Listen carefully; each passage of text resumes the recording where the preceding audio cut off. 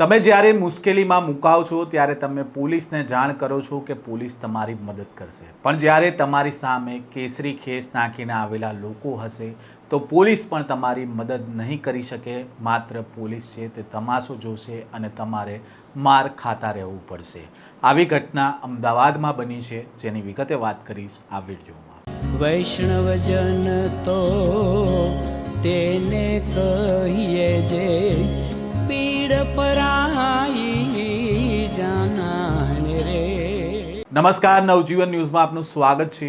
હું છું જયંત દાફડા. ગુજરાતમાં હવે તમારે કયું પુસ્તક વાંચવું તેની પરમિશન કદાચ VHPની ઓફિસમાંથી લેવી પડશે. જો તમે પરમિશન નહીં લો તો કેસરી ખેસ ધારકો એટલે કે બજરંગ દળના લોકોનો રાષ્ટ્રપ્રેમ જાગી જશે અને રાષ્ટ્રપ્રેમ એવો જાગશે કે તમારા હાથ ટાંટિયા ભાંગી નાખશે.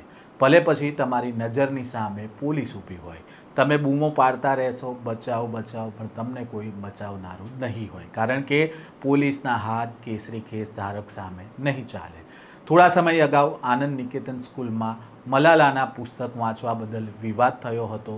ત્યારબાદ CJP અને કોંગ્રેસના કાર્યકરો ગુરુવારે એ જ પુસ્તક વાંચવા માટે બોડકદેવના સરકારી ગાર્ડનમાં ભેગા થયા હતા, જેની જાણ બજરંગ દળના લોકોને થાય છે અને બજરંગ દળના લોકો કેસરી ખેસ નાખીને ત્યાં ગાર્ડનમાં પહોંચે છે. ત્યારબાદ બોલાચાલી થાય છે અને ગુંડાગીરી થાય છે. આ જે ઘટનાનો જે વિડીયો છે તે પણ સામે આવ્યો છે, તેની ઉપર એક નજર કરીએ. सब्जेक्ट क्या है? यहाँ पे बुक रीडिंग सेशन चल रहा है. आपका नाम क्या है? मेरा नाम जो भी आप ये मलाला के ये मलाला की है. आपका नाम क्या है? हम मलाला का अगेंस्ट में क्यों? 2 मिनट हम मलाला के नाम क्या है?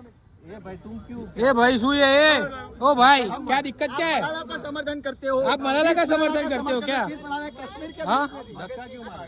धक्का किससे मारा? इसलिए समर्थन करते हो? ये कश्मीर के विरुद्ध में थी, ये पाकिस्तानी कश्मीर के विरुद्ध में थी. जब कश्मीर में अब इसके ये हाथ क्यों उठा रहे हैं? ये हाथ क्यों उठा रहे हैं? मलाला का हम समर्थन किया. इस देश में मलाला नहीं चाहिए, मलाला के विचारधारा नहीं चाहिए. हमें बात कर सकते, हमारे माननीय प्रधानमंत्री का ट्वीट देखिए क्या लिखा है. अरे भले नहीं सर, आप उसका बात कर सकते हैं. हाँ, बात करते हैं.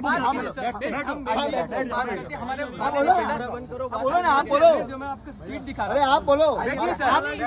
मलाला का टीम तो कश्मीर के बारे में मलाला क्या सोचती है? कश्मीर के बारे में मलाला क्या सोचती है? आप घुमाने की बात मत करो. कश्मीर के बारे में मलाला क्या, कश्मीर के बारे में मलाला की सोच क्या है? कश्मीर के बारे में मलाला की सोच क्या है? आप जवाब दो हमें. कश्मीर के बारे में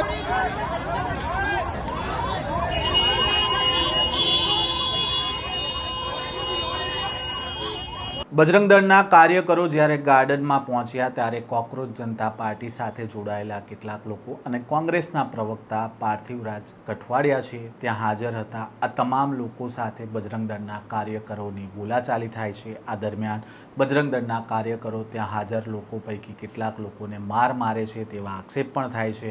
બનાવની જાણ વસ્ત્રાપુર પોલીસને કરવામાં આવે છે અને વસ્ત્રાપુર પોલીસની PCR છે ત્યાં આવી પહોંચે છે. જો કે ઘટના સમયે સ્થળ ઉપર હાજર કોંગ્રેસના પ્રવક્તા પાર્થિવરાજ કઠવાડિયા હતા. તેમણે આ સમગ્ર મામલાને લઈને શું માહિતી આપી છે તે પણ સાંભળો. પાર્થિવરાજસિંહ કઠવાડિયા આપણી સાથે જોડાયા છે. બાપુ, ગઈકાલે શું ઘટના બની હતી અને શું મારામારી કેમ થઈ હતી ત્યાં? 21મી સદીમાં આઝાદ ભારતમાં શું પુસ્તક વાંચવો ગુનો છે? 50-60 લોકો ત્યાં આવીને અલગ અલગ પુસ્તક વાંચ્યું. કોઈ ગાંધીનું પુસ્તક વાંચ્યું, કોઈ સરદારનું પુસ્તક વાંચ્યું, કોઈ નહેરુનું પુસ્તક વાંચ્યું, ઓકે, ભગતસિંહનું પુસ્તક વાંચ્યું. આ પુસ્તક વાંચન નો કાર્યક્રમ મને એવું લાગે છે કે સમાજમાં જેને કહી શકાય કે સમાજના લોકો છે એના માટે ખૂબ જરૂરી છે કે આપણે પ્રોત્સાહિત કરીએ છીએ. આપણે લાઇબ્રેરીઓ ખોલીએ છીએ, ભાઈ વાંચો. સરકાર ઇનિશિયેટિવ લે છે વાંચે ગુજરાત, અને જ્યારે વાંચવાની વાત કરે ગુજરાત ત્યારે પીટે બજરંગ દળ, પીટે VHP, આ પ્રકારની ઘટના ગઈકાલે સામે આવી. દુઃખ સાથે કહેવું પડે કે જો કદાચ એમને વાંધો હતો તો પુસ્તકથી વાંધો હતો તો પુસ્તક સરકારે બેન કેમ ના કર્યું? માંગણી કરે સરકાર જોડે કે ભાઈ બેન કરી દો આ પુસ્તક. એમને વાંચવાથી વાંધો છે સરકારને, તો સરકાર લાઇબ્રેરીઓ બંધ કરી દે. આજે આપણે આપણું આવનારું ભવિષ્ય આઝાદ ભારતમાં કેવું જોવા માંગીએ છીએ કે જે ભણેલું ગણેલું હોય, શિક્ષિત હોય, બિલકુલ. પછી આ પ્રકારના અભણ વેળા કે પુસ્તકમાં શું લખ્યું છે, કદાચ પુસ્તકમાં લખેલી વાત જોડે તમારી અસહમતિ પણ હોય, પણ એનો મતલબ એ તો નથી ને કે પુસ્તક છપાવાના બંધ થઈ જાય ને વંચાવાના બંધ થઈ જાય. તો બાપુ ગઈકાલે જે ઘટના બની ત્યારે મારામારી થઈ એવો પણ આક્ષેપ છે, તો શું? આક્ષેપ નથી, સાચી વાત છે. આટલા બધા વિડીયોઝ આવે છે, નિર્દોષ બાળકોને ગોતીને સોફ્ટ ટાર્ગેટ બનાવીને હુમલા કર્યા, મહિલાઓ ઉપર ગેરવર્તન કર્યું, દીકરીઓ જોડે. મને એવું લાગે છે કે સૌથી પહેલા તો સમજણનો અભાવ કે આપણી આવી જનરેશન કઈ રીતે હોઈ શકે કે જે ભગતસિંહનું પુસ્તક ફાડી નાખે. તો બાપુ એમણે તો રાષ્ટ્રપ્રેમની વાત કરતા, તો તમે કહી રહ્યા છો કે રાષ્ટ્રપ્રેમ જનગણ મન રાષ્ટ્રગાન, આ લોકોએ હુમલો કર્યો તો બચવા માટે એ યુવાનોએ રાષ્ટ્રગાન ગાવું પડ્યું. અચ્છા. અને પરિસ્થિતિ એવી. અચ્છા, મને કયો રાષ્ટ્રપ્રેમ? આમાં બેસીને ચર્ચા કરવાની વાત થાય. આમાં રાષ્ટ્ર વિરોધી શું હતું? પુસ્તક વાંચવું રાષ્ટ્ર વિરોધી છે? એટલે એ લોકોનો આક્ષેપ એવો છે કે આ પુસ્તકની અંદર જે મટીરિયલ છે એની અંદર દેશ વિરોધી ગણાવી રહ્યા છે. મને એ જ જાણવું છે, આપને કયા પુસ્તકમાં કયું મટીરિયલ દેશ વિરોધી લાગ્યું? અને જો દેશ વિરોધી મટીરિયલ હોય તો એનું ગુજરાતીમાં ટ્રાન્સલેશન થાય ને ગુજરાત અને ભારતના મોટા પુસ્તકની દુકાનોમાં વેચાય, તો સરકાર શું કરે છે? દેશ વિરોધી પુસ્તકને અહીંયા ભારતમાં શું કામ વેચવા દે છે? બિલકુલ.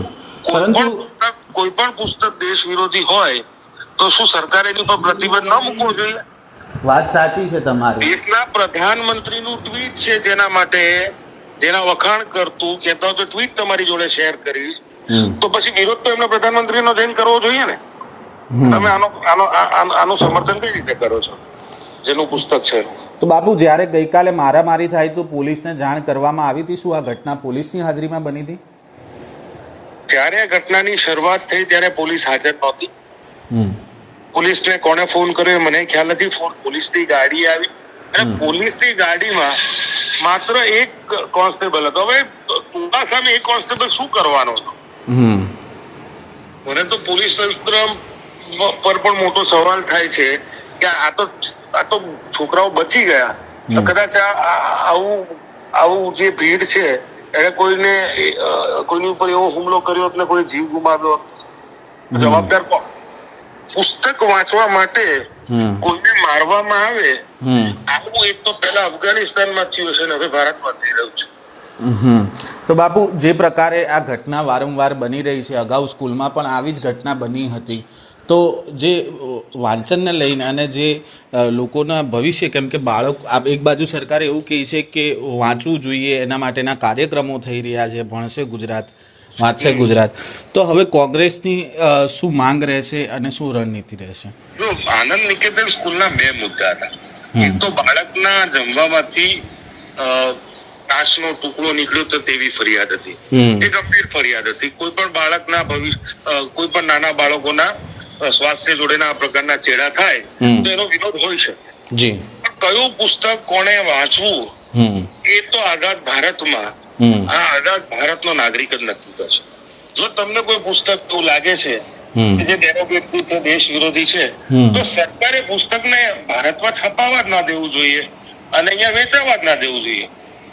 બિલકુલ. આજે જે પુસ્તક વેચાય છે ગુજરાતીમાં જેનો અનુવાદ થાય છે અને ગુજરાતીમાં પુસ્તક છે, અચ્છા વાંધો તમારો એક પુસ્તક જોડે હોઈ શકે, તમે બેસીને ચર્ચા કરી શકો એના ઉપર, તો ગાંધી, ભગતસિંહ, સરદાર આના પુસ્તકનો શું કામ વાંધો હોય? આ લોકો શું કર્યું? શું આ દેશ વિરોધી હતા? શું ભગતસિંહ દેશ વિરોધી હતા? શું ગાંધી દેશ વિરોધી હતા? શું સરદાર સાહેબ દેશ વિરોધી હતા? શું નહેરુ દેશ વિરોધી હતા? તો પછી એમના પુસ્તકો ઉપર શું કામ હુમલો? બિલકુલ બાપુ, તમે નવજીવન ન્યૂઝ સાથે જોડાયા અને આપે જે પ્રતિક્રિયા આપી તે બદલ આપનો ખૂબ ખૂબ આભાર. જે યુવક યુવતીઓ વસ્ત્રાપુર ગાર્ડનમાં ભેગા થયા હતા અને ત્યારબાદ વીએચપીના કાર્યકરો ત્યાં આવી ગયા હતા અને મારામારી કરી રહ્યા હતા, ત્યારે માર ખાવાથી બચવા માટે રાષ્ટ્રગાનનો સહારો લેવો પડ્યો હતો. તમે વિચાર કરો કે આપણા નેતાઓ અન્ય રાજ્યમાં જઈને જ્યારે ગુજરાતમાં મહિલા સુરક્ષાની વાતો કરતા હોય છે અને હકીકતમાં વીએચપીના લોકો યુવતીઓને પણ નથી છોડતા અને તેમની સાથે પણ મારામારી કરે છે. શું આને આપણે રાષ્ટ્રપ્રેમ કહીશું? ઉલ્લેખનીય છે કે મલાલાના પુસ્તકને બજરંગ દળના લોકો છે તે દેશ વિરોધી માની રહ્યા છે. તો શા માટે સરકારમાં રજૂઆત નથી કરતા કે આ પુસ્તક પર પ્રતિબંધ લાવો? શું બજરંગ દળનું સરકાર નથી સાંભળતી? સાથે જ ગુજરાતમાં હવે કયું પુસ્તક યુવક યુવતીઓએ વાંચવું તે બજરંગ દળની ઓફિસે જઈને પહેલાં પરમિશન લેવી પડશે? આ સમગ્ર મામલાને લઈને હાલ બજરંગ દળના લોકો સામે રાયોટિંગ સહિત અન્ય કલમો હેઠળ વસ્ત્રાપુર પોલીસ સ્ટેશનમાં ગુનો નોંધાયો છે. પણ અન્ય આરોપીઓ પર જે પ્રકારની ટ્રીટમેન્ટ થતી હોય છે તેવી ટ્રીટમેન્ટ આ બજરંગ દળના લોકો સામે થશે કે કેમ તેને લઈને પણ અત્યારે સવાલ છે. આ સ્ટોરી અંગે તમારો શું મત છે? કોમેન્ટ બોક્સમાં તમારો મત જણાવજો. સાથે તમામ દર્શક મિત્રોને રક્ષાબંધનના પાવન પર્વની હાર્દિક શુભકામનાઓ.